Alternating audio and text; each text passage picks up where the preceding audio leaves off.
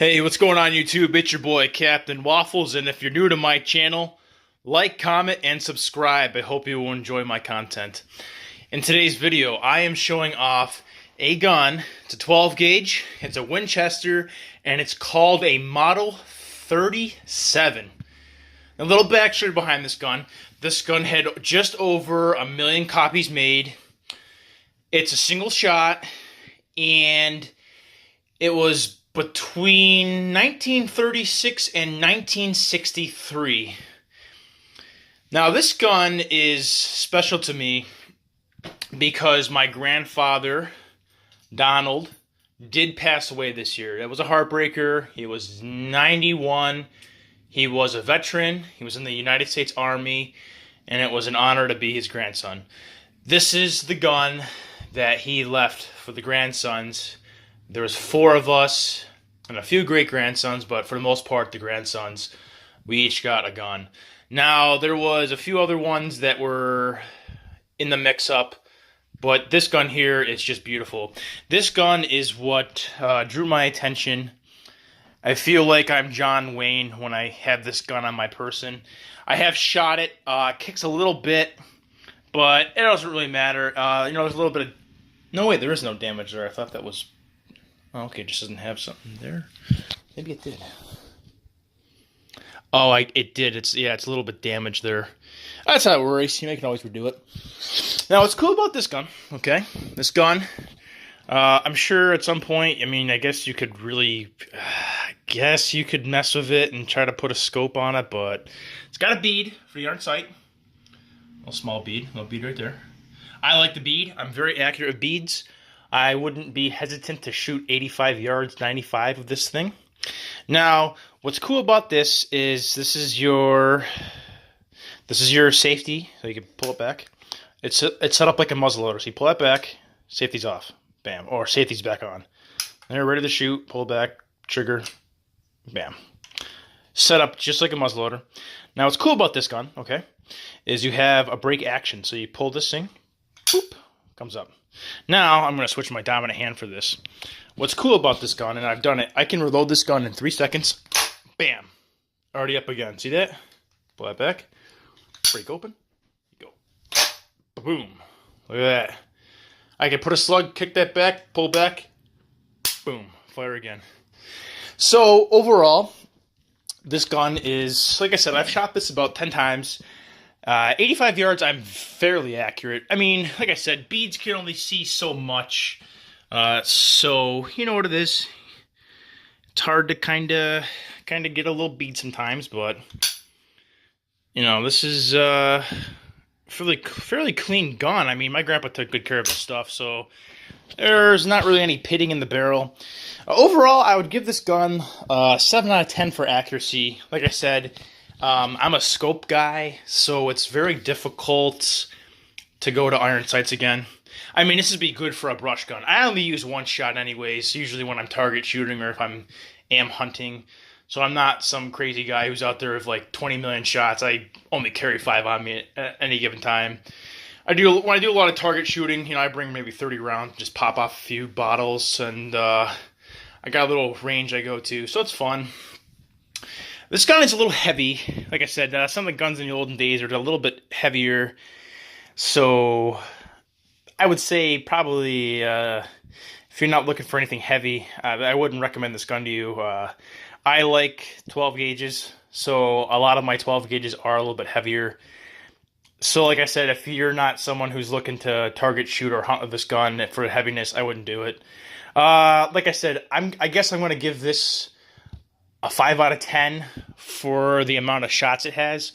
Like I said, for me personally, I'd give it a 10 out of 10 because I only use 1 shot anyways, and I know that when I shoot this gun, I'm going to hit what I'm aiming at. But if you're someone who needs to have 2, 3, 4 shots, this is going to get a low rating for you.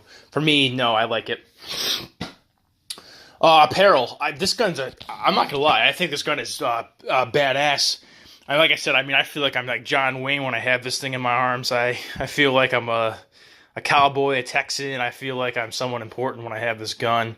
And I'm going to feel like that just for the fact that my grandpa gave it to me. So I'm going to treasure this gun forever. I'll hand this gun down to my son and his daughter or whoever happens to come in the bloodline next. But this gun will be in the family for life. Even if it falls apart and I can't repair it, it'll be in the family. I'll never get rid of it. It's got a lot of sentimental value. So overall, I guess I would give this gun probably a 7 out of 10 for an overall rating. Like I said, I think it's an attractive weapon. I think it's a powerful weapon, and I do like Winchesters. This is the only Winchester I currently own right now. Man, I was going to try to show you this. Oh, you can kind of see it a little bit. I guess the gun, let's see here. Let's see. Trying to see if they mentioned where they made it, but oh, New Haven, Connecticut. Okay, the gun is made in New Haven, Connecticut. So overall, now the review is over. I'm going to tell a sad tale, so if you're here for the review, the 6-minute mark, it's over. I'm going to talk a tale that's kind of sad. Unfortunately, my grandpa, like I said earlier, my grandpa did pass away this year. He was in the military, great guy, loved life, very laughable, all around, really cool guy. And the sadder part is that my grandma died 2 days before him. So it was a very, very sad moment for our family.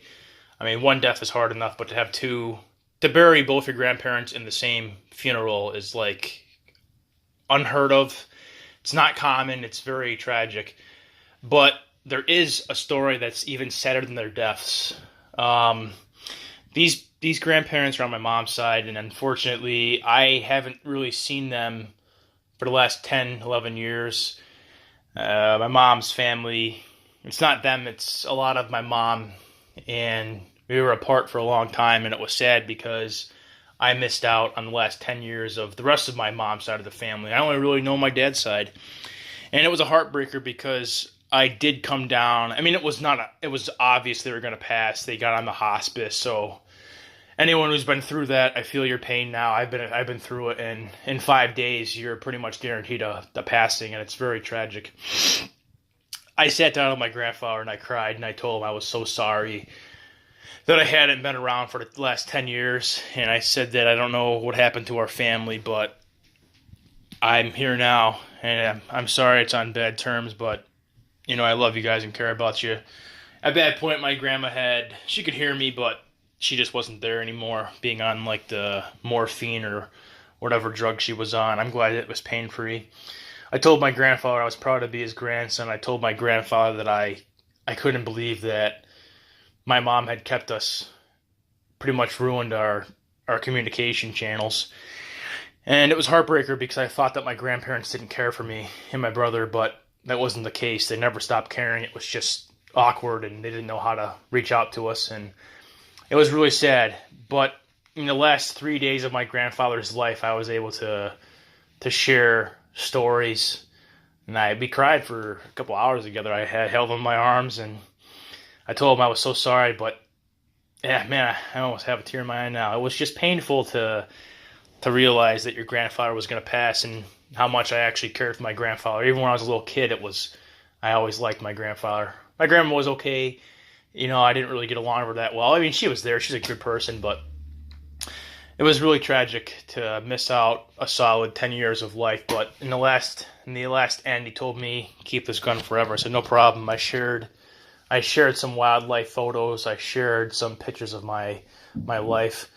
It was cool. I was able to bring my girlfriend over for a day, and they got to meet her before they passed, and I told them some good news, you know, for the future, so they were pretty happy. But anyways, believe it or not, it's actually really tough to do some of these videos when you get emotional, but I'm trying to stay strong and stay with it. But this is definitely a gun that I will cherish for life. And actually, I was actually considering just mounting it on the wall, not even using it, just kind of preserving it, and it's something that means a lot to me. So I guess overall, I'm glad I got this off my chest. I actually feel better talking about it. But so this is my Winchester Model 37, and it's a hell of a gun.